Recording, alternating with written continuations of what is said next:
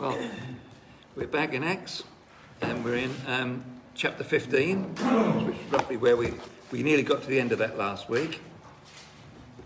So Acts chapter 15.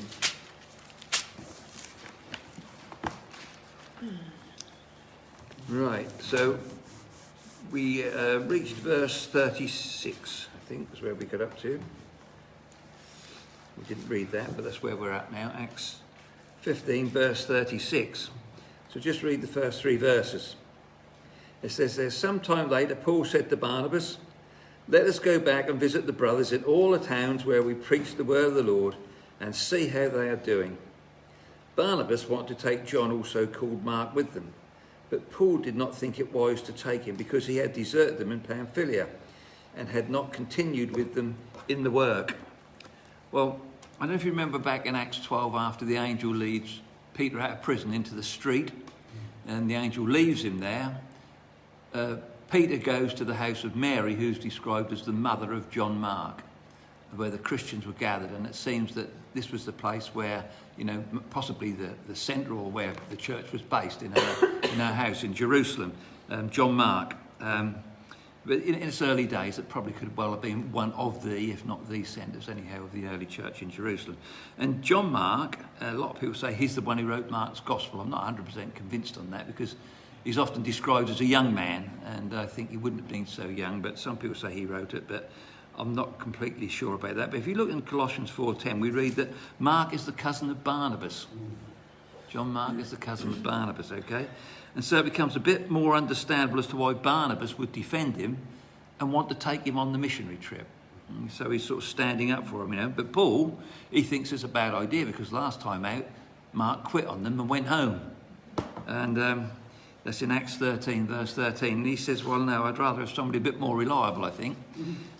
So you can understand they had a bit of a bust-up. And they decided to go their own separate ways, as it says in verse 39. Look, they had a sharp disagreement. Or so sharp a disagreement that they parted company.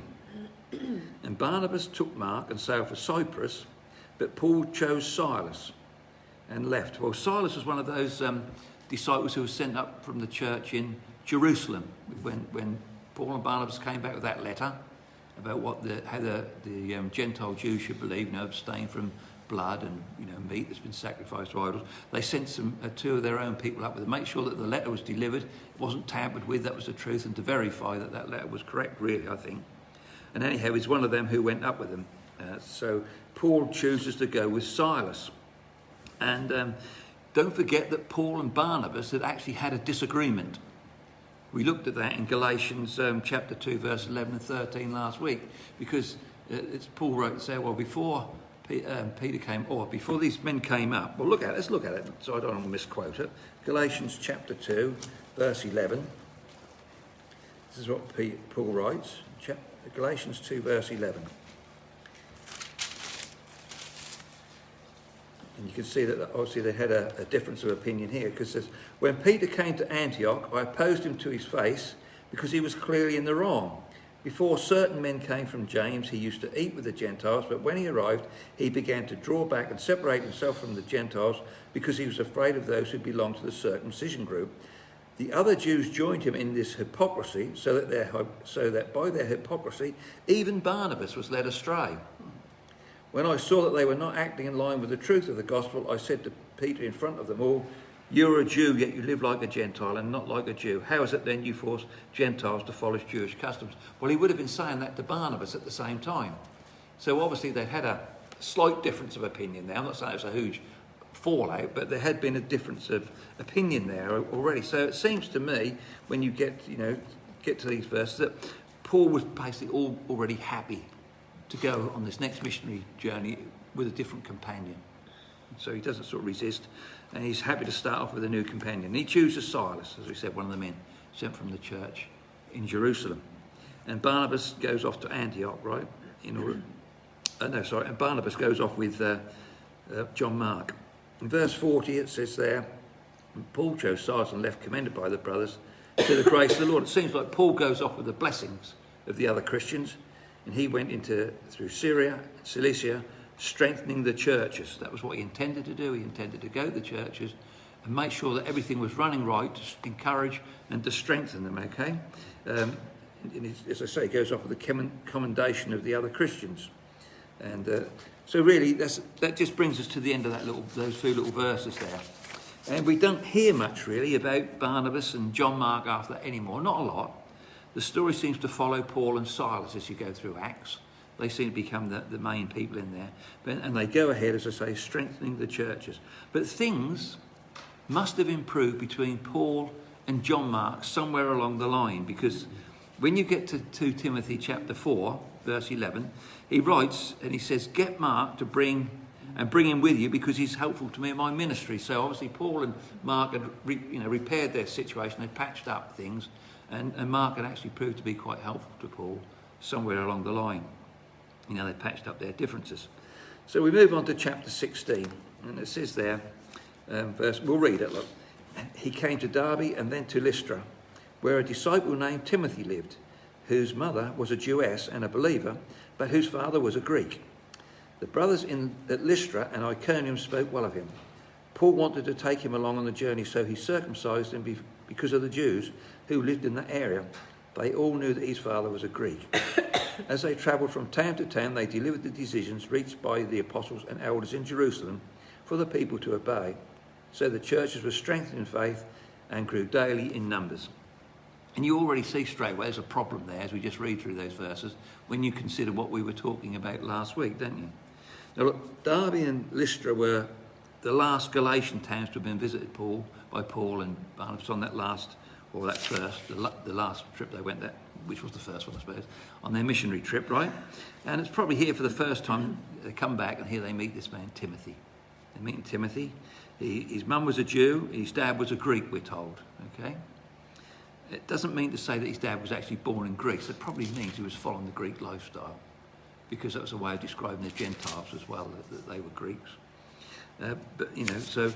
Presumably Timothy, along with his mother and grandmother, had been converted during that visit, Paul's first visit, about 5 or so years before. They become Christians then. And there's a verb that in Greek that's used to describe the father in the Greek, and it's in the imperfect tense.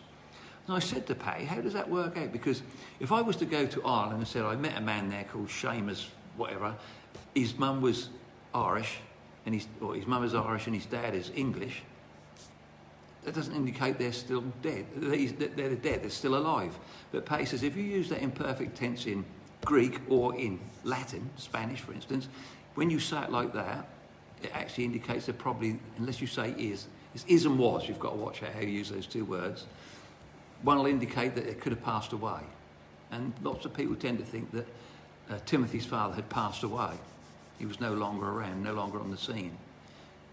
So, I mean, it depends on what your Greek and your interpretation of the imperfect tense. You need to get Patty to explain that to you better than I can, because I'm not very good on imperfect tense, but that's not my best subject, grammar. But that's what they say, we don't use the imperfect tense the same way in English as they do in Greek and Latin anyhow. But the Christians in both Iconium and Lystra spoke well of Timothy. They talked to him as a young man who was a good, strong Christian, and so Paul wanted him on the team. He wanted him to go along, not just as a companion, but to be a worker with him as well. And it seems Barnabas was replaced by Silas, and now John Mark is being replaced by Timothy. So Paul's got his little trio back together, but, with different people. When we get to verse 3, look what it says there. It says, Paul wanted to take him along on the journey, so he circumcised him because of the Jews who lived in that area, for they all know that his father was a Greek. This is all that Paul had been arguing against in the previous chapter, isn't it? It seems to be, and you think, what earth's going on here? But, if we just have to sort of weigh it up and think it through carefully. Paul was arguing there was no need to be circumcised just to be a believer and be accepted by the Lord. You could be a believer without that. You didn't have to follow the law to become a saved believer. But because Timothy was from a mixed marriage, right? His mum's a Jew, his dad's a Greek. Probably, we don't know, but probably his dad didn't want him to be, brought up as a Jew. As such, he wanted him just to be like his dad, So he hadn't been circumcised, right? But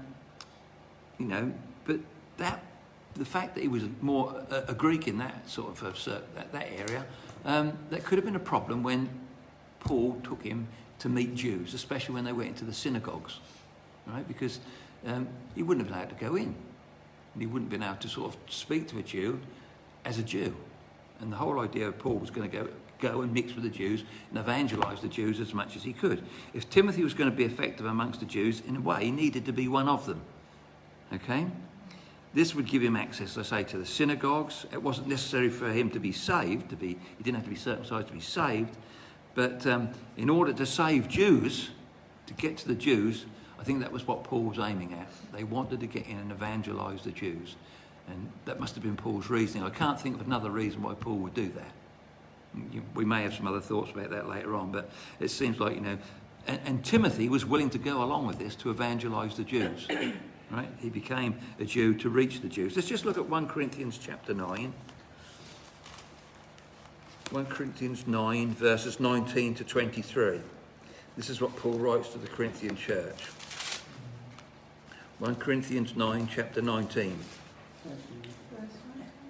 1 Corinthians chapter 9. Yeah, okay? Chapter 19. No, chapter 9, verse 19. Yeah, you know what I'm like. I'm not good at English. Though I am free and belong to no man, I make myself a slave to everyone, to win as many as possible. To the Jews I became a Jew, to win the Jews. To those under the law I became like one under the law, though I myself am not under the law, so as to win those under the law. To those not having the law I became like one not having the law, though I am not free from God's law, but I am under Christ's law, so as to win those not having the law. To the weak I became weak, to win the weak. I have become all things to all men, so that by all possible means I might save some. I do all this for the sake of the gospel, that I might share in its blessings. In other words, Paul was saying, I will make a compromise, but for the gospel's sake. I'm not going to be rigid. It was established that you didn't need to sort of follow the Jewish law to become a believer. But he's basically saying they were going along with these things in order to reach the unsaved. I think, we could probably sort of see that principle. We may have different points of view on it, but I think there's a principle there. We don't have to remain rigid to our persuasions. We can be flexible as long as we don't be flexible on the gospel. The gospel doesn't change, does it? We can become all things to all men, but the scripture can't become all things to all men. That stays the same. But we can become all things to all men in order that we can get the gospel over, We could be invited out for a meal and somebody said, well, we always wash our hands at the table before we eat, or we wear a hat when we eat, or whatever it is, we cover our heads or whatever. We can do that. It doesn't matter, does it? If it's not going to cause offence and we can then have a conversation about the Lord with people who would normally come, we can be flexible like that. But the gospel stays the same. We still tell them the same gospel story, gospel message. We don't want to do things that become obstacles and put people off hearing the gospel just because that's our tradition or the way we are. Our traditions can get in the way, So I think this is really what Paul is saying there. So Timothy was circumcised so that the Jews who were being evangelised, they wouldn't be sidetracked arguing about Timothy and his status. They would just be able to talk about Jesus and the gospel. I really think that's what Paul was aiming at. Becoming all things to all men doesn't mean that we can adjust the gospel. I think that's an important basis really to work from. We can be flexible, but keep the gospel the same. What have I got here? So I put here that what can we understand from them? Those little final verses there. Is the principle of no? What is? Oh, right, yeah. I think we understood, didn't we, that the principle of you don't have to be circumcised to become a Christian was established, right? And that had been accepted, but non-Jews were saved. They were members of the church. That had been established. But Paul was prepared, as I say, to make concessions for the sake of the gospel. What was unnecessary for acceptance by God, right? You didn't have to be circumcised in God's eyes to become a Christian, but it became necessary maybe in the eyes of unsaved people in order to reach them with the gospel. And it seems a bit of a backwards way to work, but I think that was the working out behind it. It opened the door and allowed conversion because, as you see there, look, it says, I think towards the end of those verses, that they went around and the gospel progressed. They encouraged the people and... and they grew daily in numbers. verse 5 of chapter 16. So the churches were strengthened in faith and grew daily in numbers. So it seems to have, been the right thing to do. And then we'll just look at verses 4 and 5. Yeah, we'll read that now. We'll look at read the 6th verse 6 to 10. It says there, Paul and his companions travelled through the region of Phrygia and Galatia, having been kept by the Holy Spirit from preaching the word in the province of Asia. When they came to the border of Mysia, they tried to enter Bithynia, but the Spirit of Jesus would not allow them to. So they passed by Mysia and went down to Troas. And during the night, Paul had a vision of a man in Macedonia, standing and begging him, "Come over to Macedonia and help us." After Paul had seen the vision, we got ready at once to leave for Macedonia, concluding that God had called us to preach the gospel to them. And that takes us on to the whole story of what happens in Philippi. And I like that part of Acts because it's Lydia, the demon-possessed girl who tells the fortunes, and the Philippian jailer. So we can handle that next week. But we've got a bit to talk about tonight anyhow. So maybe we can call it there, a day there, and discuss a few questions. Well, I have written down some, but I hope you might have one or two of your own. So we'll say goodbye to the folks at home and discuss this passage that we've looked at.